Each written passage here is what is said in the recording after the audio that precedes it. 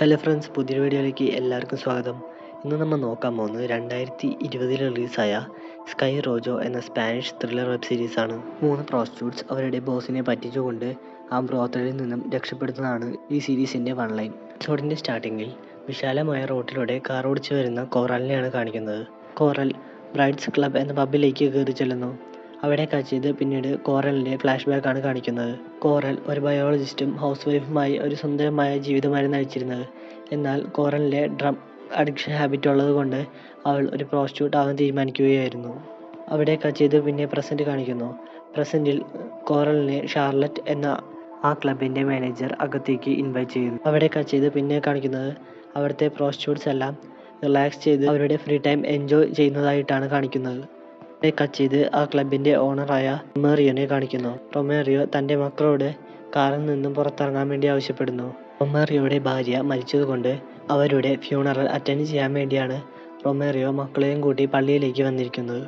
ആ സമയത്ത് പള്ളിയിൽ റൊമേറിയോയുടെ അസിസ്റ്റൻസായ മോസിസും അയാളുടെ ബ്രദർ ജെറിയും ഉണ്ടായിരുന്നു. അവർ റൊമേറിയോനോട് ഫ്യൂണറൽ അറ്റൻഡ് ചെയ്യാൻ വേണ്ടി അവരുടെ നൈബേഴ്സോ അതോ തൊട്ടപ്പുറത്തെ വില്ലേജേഴ്സ് പോലും വന്നില്ല എന്ന് അറിയിക്കുന്നു.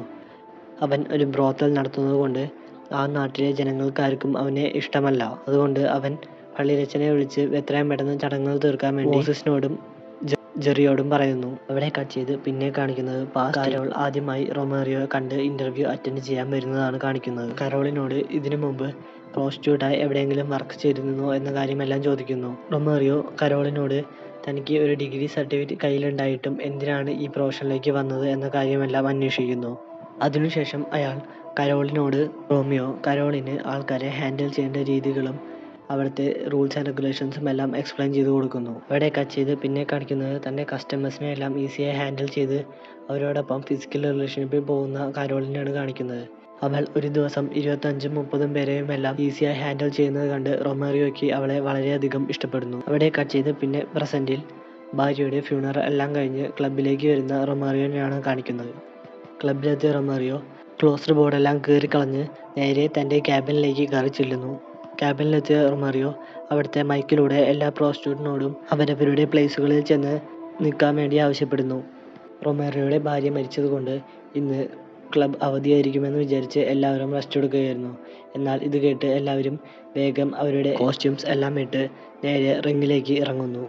ആ സമയത്ത് ക്യാബിനിലിരിക്കുന്ന റൊമേറിയോനെ സമാധാനിപ്പിക്കാൻ വേണ്ടി കരോൾ അവിടേക്ക് ചെല്ലുന്നു. തൻ്റെ ഭാര്യ മരിച്ചതിൽ വിഷമമുണ്ടെന്നും അതിൽ താനും ദുഃഖത്തിൽ പങ്കുകൊള്ളുന്നു എന്നുമെല്ലാം പറഞ്ഞ് റൊമേറിയോനെ ആശ്വസിപ്പിക്കുന്നു.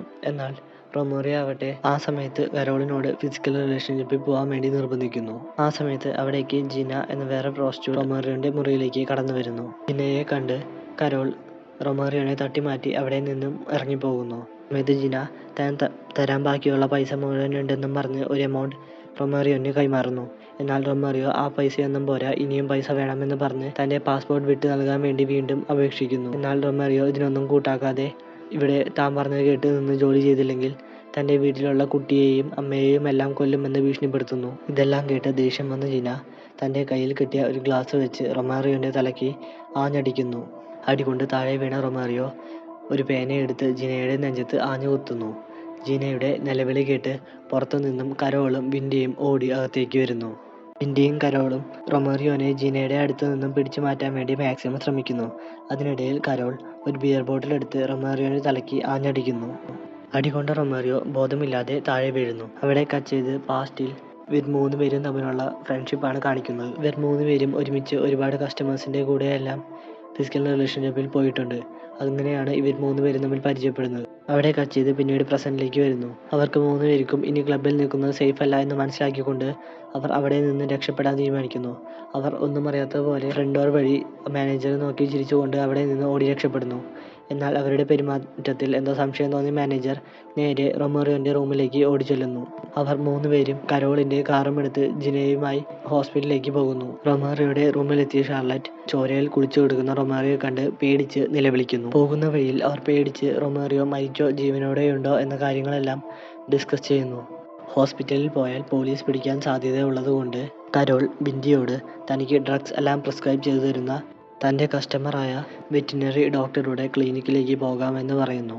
ക്ലിനിക്കിലെത്തിയെങ്കിലും ഡോക്ടർ ആദ്യം ഈ ഓപ്പറേഷൻ ചെയ്യാൻ വേണ്ടി സമ്മതിക്കുന്നില്ലെങ്കിലും കരോളിൻ്റെയും ബിൻഡിയുടെയും നിർബന്ധം കാരണം അവസാനം ഡോക്ടർ അത് ചെയ്യാൻ വേണ്ടി സമ്മതിക്കുന്നു.